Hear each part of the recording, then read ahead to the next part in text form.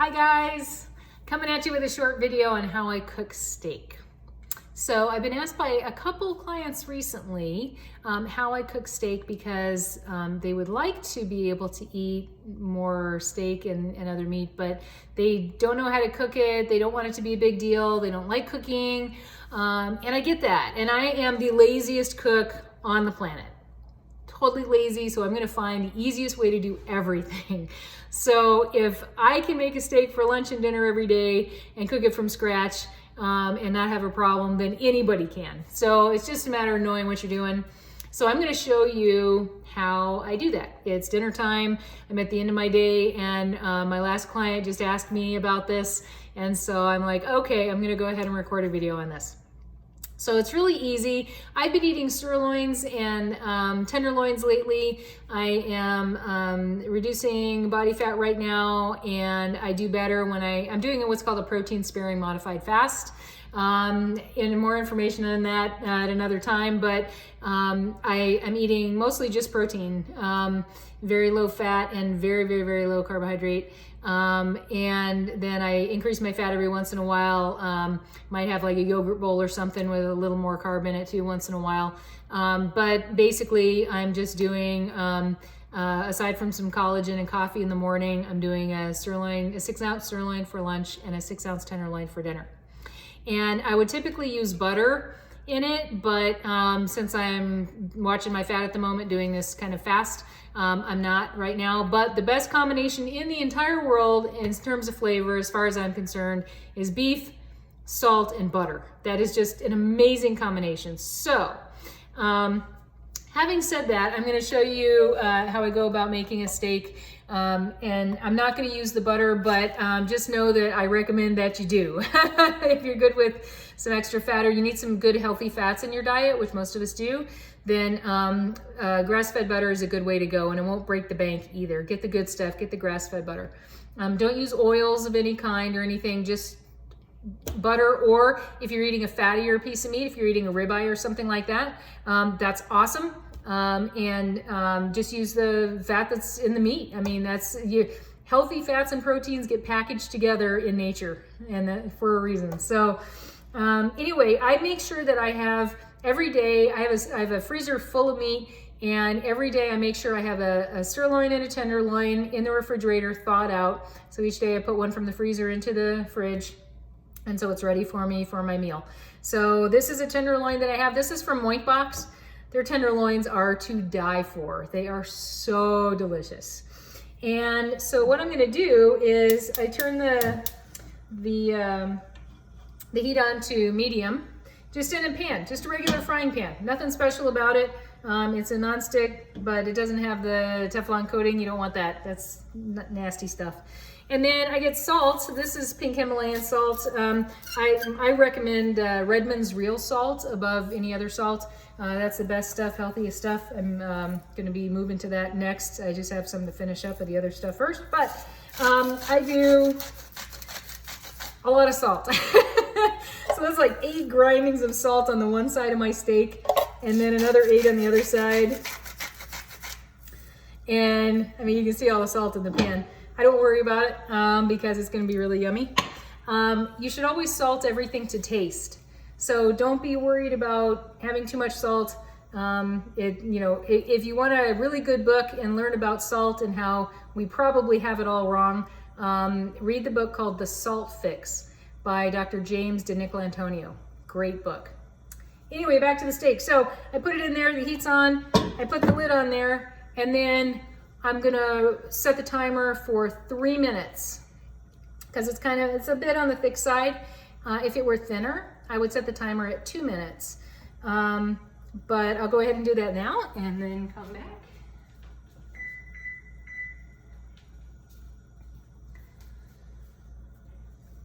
And 3 minutes goes by remarkably fast. So I'm one of those people that I'll start something and I'll walk away, and then I'm in trouble.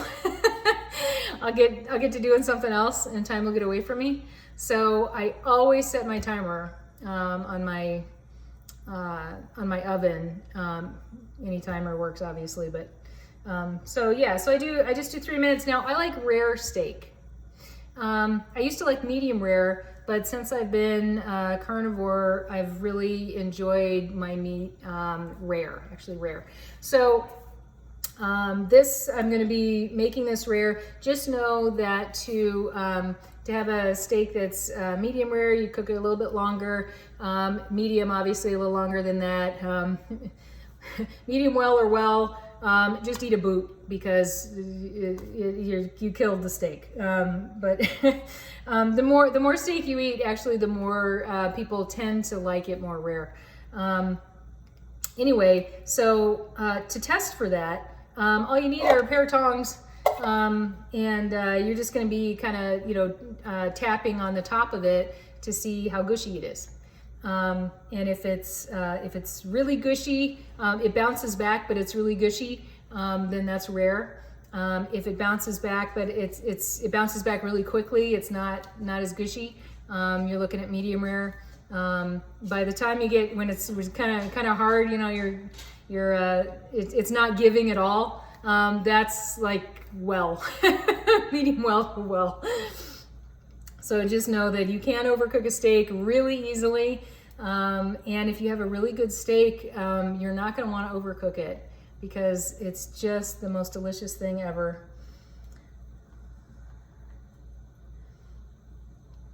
And of course, when you're sitting here and watching it, time goes by extremely slowly. But if I were to go in the other room and do something else, I would overcook it.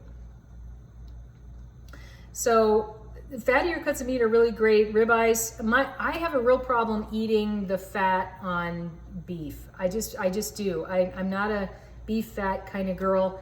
I wish I was, but I mean, there's a reason. I think there's a reason when you have a taste for something that's not like addictive, like, cocaine or Cheerios or something like that.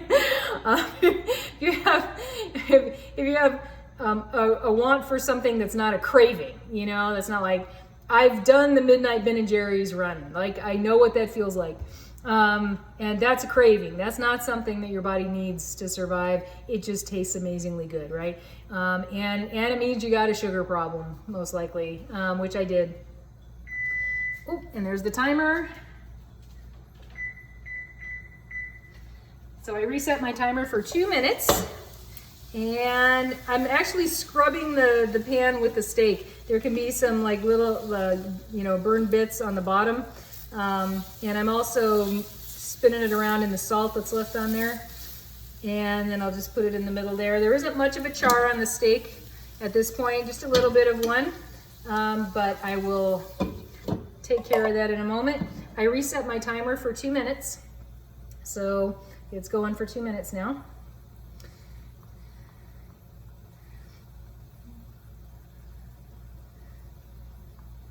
So we'll go for another 2 minutes and then that is it. And I'll get out my, I have just I don't have anything with it. So just a plate and a fork and a knife.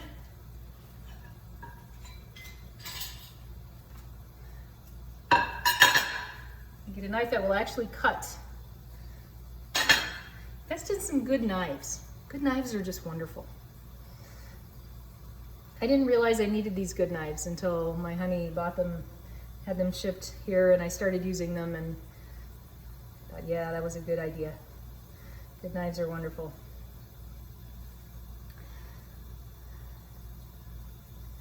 And if you have butter in the pan, you put it in when you put the steak in there. I usually use like either a half a tablespoon or a tablespoon of butter. And then I swear to you, I lick the plate after I'm done. It's that good. The beef juice and the butter and the salt, oh my gosh, it's so good. But like I say, I don't have butter in here right now just because I'm getting rid of some excess body fat and doing a protein sparing modified fast. So what that is basically, what bodybuilders have been doing for a long time. And I actually kind of come from that community.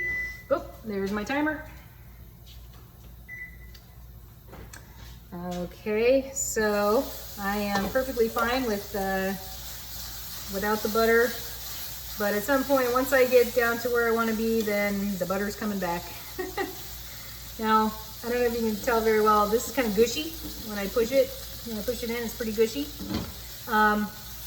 And I want to make sure I have some nice brownness on both sides. And there's some brown. And I want to make sure that it's still a bit gushy. I'll let this go just a little bit more. Just a few more seconds. It doesn't take long to get from rare to medium rare. You're talking like maybe 30 seconds, you know, maybe a minute, depending on how thick the steak is. But it's very, very simple. I'm not doing any plants because I want to detox. I don't want to add any toxins from plants into my diet right now. Occasionally I'll have a few berries with some yogurt, like I said, or I'll have a few chocolate chips. We have this sugar-free dark chocolate chips that are really good. Lily's brand. Anybody in the keto community out there, you know Lily's, I'm sure. Okay, so let's take this again. You want to get all the really good like charred bits off the bottom because that's tasty stuff. So it's got a little more color to it now. So we'll turn this off, put it in the pan. Now you know that's a lean steak when that's all that's left in the pan. There's hardly anything there, but here's the secret. And you have butter in there, and even with just this little bit of beef fat in there, this is the great stuff. You can deglaze the pan basically, or get the bits off the bottom of the pan with a spatula, and then the butter or beef fat, whatever, just pour it on top of the steak. And that's the sauce. That's your steak sauce. You won't want to put anything else on it. It is so good. That's it. It took what, how many minutes? I didn't even turn the camera off. I may have to edit this so that, you know, you don't spend 3 minutes with me waiting for the timer to go off. But you see how quick it was and how easy. It does not take anything at all to make the best steak in the world. You don't have to have a grill. In fact, when I think about having a grill and having to deal with a propane canister or cleaning it or whatever, I don't want a grill. I just don't want to deal with it. You know what I do with this? It takes me like 2 seconds to clean. Once it cools down, I'll, you know, just clean it with some soap and water in the sink and it's ready to go for the next meal. So that's it. That's all I do. It is that easy. And if you have more than one person you're cooking for, same thing. You're just adding a couple more steaks to the pan. But yeah, definitely do this. I mean, don't keep yourself from getting the best nutrition you can get just because you think it's going to be, you know, more involved than it needs to be. You don't need a recipe, and you don't need sides. You don't need to put stuff with it. This is it. This is my meal right here, and it's going to be delicious. So thanks for joining me. And if you have questions about any of this stuff, I am always open for questions. Just let me know. Get in touch anytime. Have a good one.